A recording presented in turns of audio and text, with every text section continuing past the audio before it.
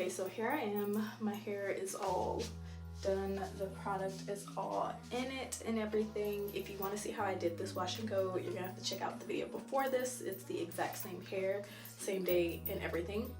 The diffuser, blow dryer, everything I'm going to be using is this Revlon one. I've had it for a while. I've just never tried to diffuse my hair before because I just didn't know how, really.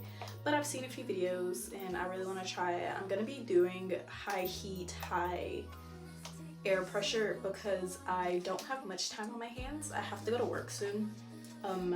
My goal isn't to get it fully dry, but just dry enough to not feel like it's gonna frizz up too much on me. So yeah, let's get started.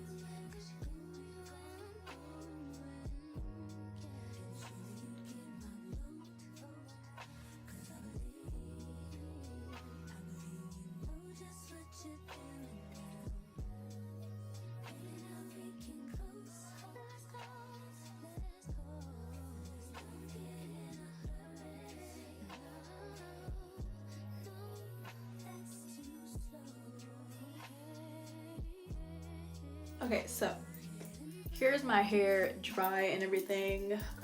It is about 70% dry, so it could dry more, but I really don't have time to let it dry some more. But I did want to show you guys how this is the dry process after this botanical gel wash and go. I definitely will do this again because I'm very happy with the results and everything. So yeah, I'm very happy.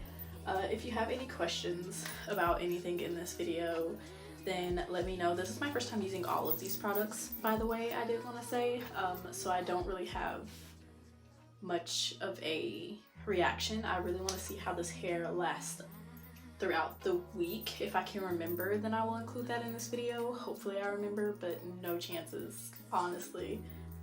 So yeah, we've come to the end of today's video. Please don't forget to like, comment, and subscribe, and I will see you guys next time. Bye.